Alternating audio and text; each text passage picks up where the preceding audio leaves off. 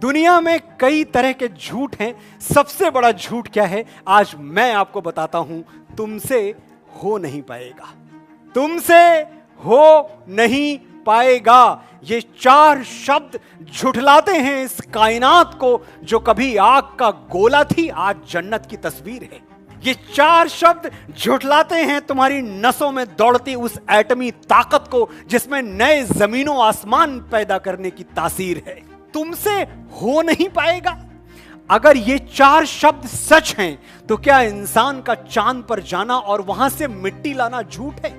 एक लंगोटी पहने हुए फकीर का ब्रिटिश हुकूमत से टकराना और जीत के आना झूठ है?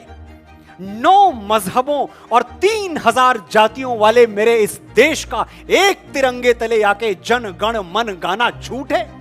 जरा कह दो उनसे जो हमें नामुमकिन का सबक सिखाते हैं कि 75 साल पहले हम सिर्फ रुई बनाते थे, आज रॉकेट्स बनाते हैं। कभी सपेरे कहलाते थे, आज एशिया की शान कहलाते हैं।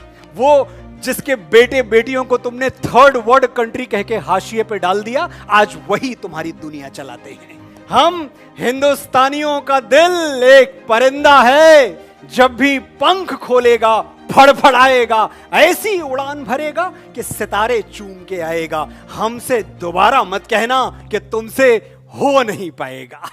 कृतम में दक्षिणे हस्ते जयो में सव्याहिता, यानी दाएं हाथ से कर्म करो, जीत विजय तुम्हारे बाएं हाथ का खेल बन जाएगी। तो ये जो मुट्ठी भर सांसें हमें मिली हैं, हमें इनका करना क्या है? इनको बेच के हमें खरीदना क्या है? इनको दे के हमें लेना क्या है? कभी सोचा है हमने? उद्देश्य जन्म का नहीं कीर्ति या धन है, सुख नहीं, धर्म भी नहीं, ना तो दर्शन है, विज्ञान ज्ञान बल नहीं, ना तो चिंतन है। जीवन का अंतिम ध्येय स्वयं जीवन है। To live is the ultimate end the highest goal of life. हमारे पास कुछ नहीं था तो सब कुछ था, और आज सब कुछ है तो कुछ नहीं है। शायद यही जिंदगी का खेल है, यही डाइकोटमी है।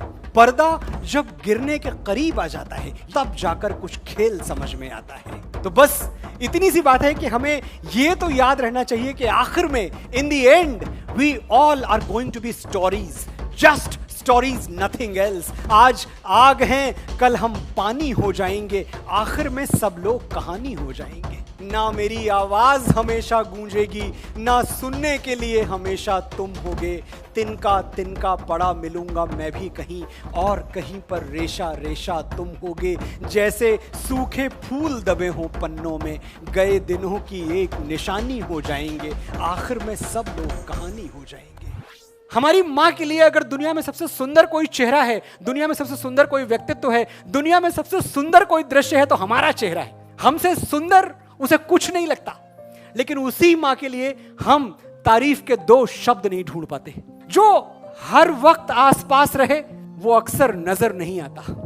माँ के साथ भी यही होता है, पता नहीं कब घर के किसी कोने में खो जाती है। वो इतना दिखती है कि दिखना बंद हो जाती है। तुमने आखिरी बार उसे आंख भर के कब देखा था?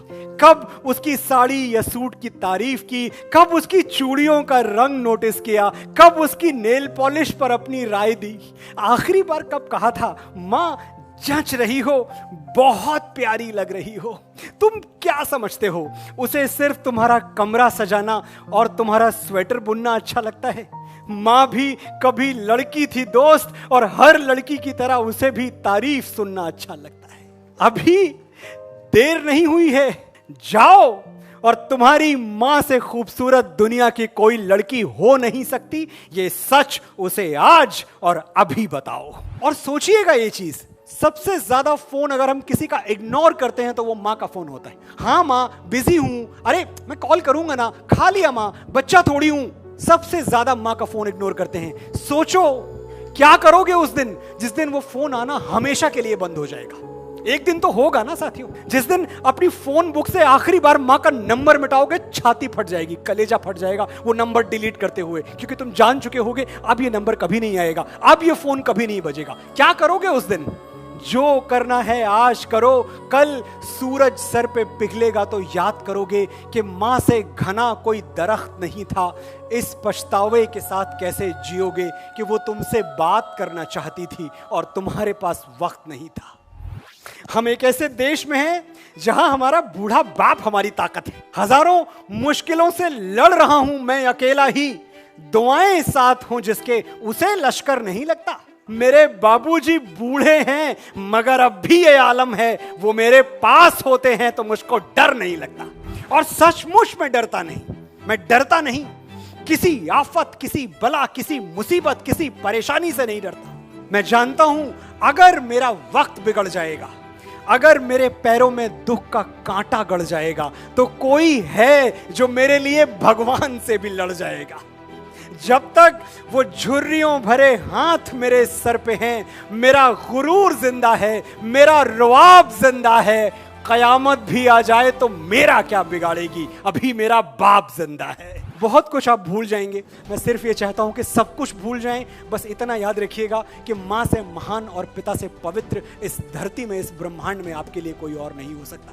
तो जब भी पिता से मिलना, झुक के मिलना, क्योंकि तुम्हारी जिंदगी में उससे बड़ा आदमी कोई और नहीं आएगा, वो सबसे बड़ा आदमी है तुम्हारे लिए। मेरे बाबूजी जैसा आलीशान और कौन होगा जो कुर्ते की फटी हुई जेब में हाथ डालकर कहे मेरे बेटे को जो चाहिए मिलेगा, उससे बड़ा धनवान और कौन होगा। जननी जन्मभूमिश्च स्वर्गादपि गरीयसी, मां और मातृभूमि का स्थान स्वर्ग से भी ऊपर है। और हमारे भारतवर्ष की माएं तो ऐसे ऐसे बेटे पैदा करती हैं जो मां भारती के चरणों में प्राण देने से पहले 2 बार नहीं सोचते। हमारी माएं अग्निपुत्र पैदा करती हैं, अग्निदूत पैदा करती हैं। बंकरों पे बम गिरा के बोल जिंदाबाद तू, शेर शाह हरदम रहेगा सरहदों को याद तू।